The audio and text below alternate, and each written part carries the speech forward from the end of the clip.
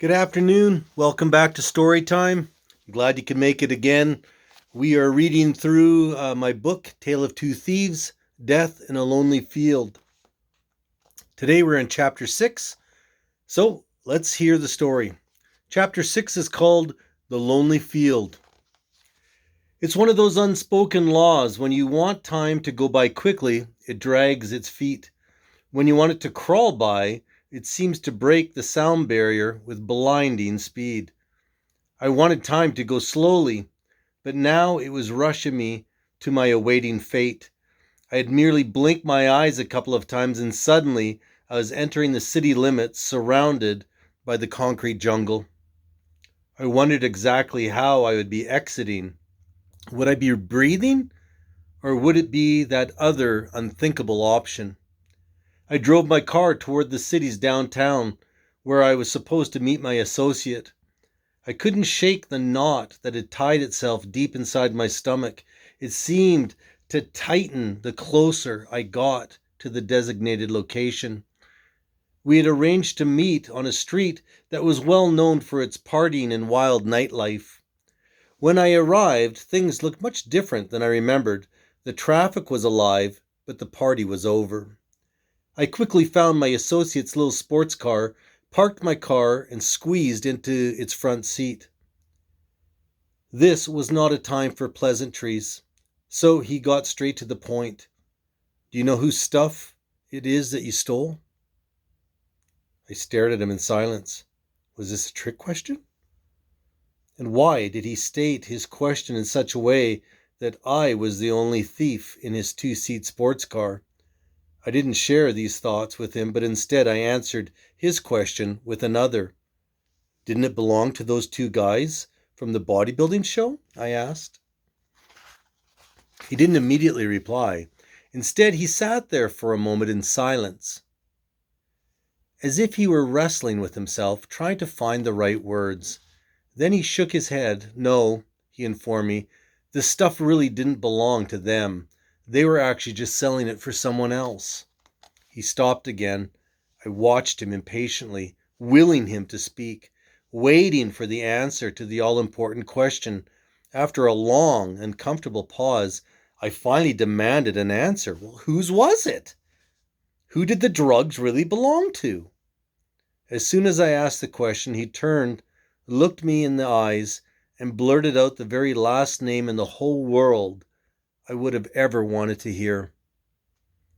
If you would have asked me earlier in the day how the nightmare could have gotten any worse, I couldn't have told you, but now I knew. I was dumbfounded, in shock. The rightful owner was a man I knew very well, a man I used to call friend, a man I knew to be extremely dangerous and violent.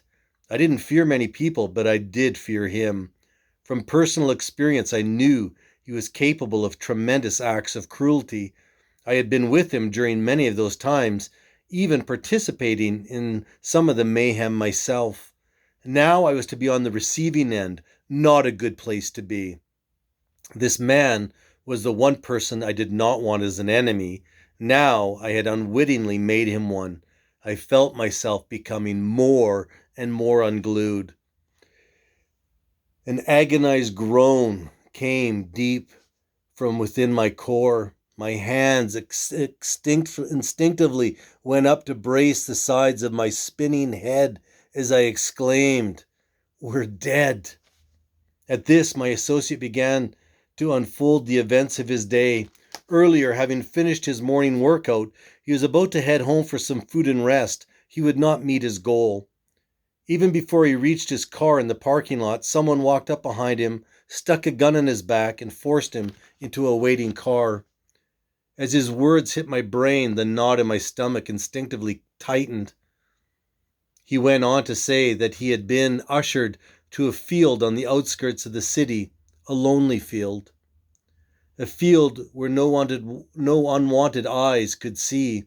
There in that lonely field, that secluded field, with a group of men who stood around him, their presence didn't make the field any less lonely. My associate began naming the men in that group, ending with the name of my old friend. One end of a handgun was rammed into my associate's mouth, and my old friend was standing at the trigger end of it. My associate was asked where the stuff was and was informed that if he didn't answer, he would literally bite the bullet and he would never leave the field. At this, my associate apologized to me, but went on to say that he believed that I would have caved too. I would have given the same truthful answer he gave. He told the man holding the gun that he didn't have the stuff. Then he went on to tell them, Dale has it. At this, my old friend asked, Dale who? Then, when my full name was announced for all to hear, my old friend laughed and told the other men, Wow, what a small world. My associate had bought himself some time by bringing me into the mess.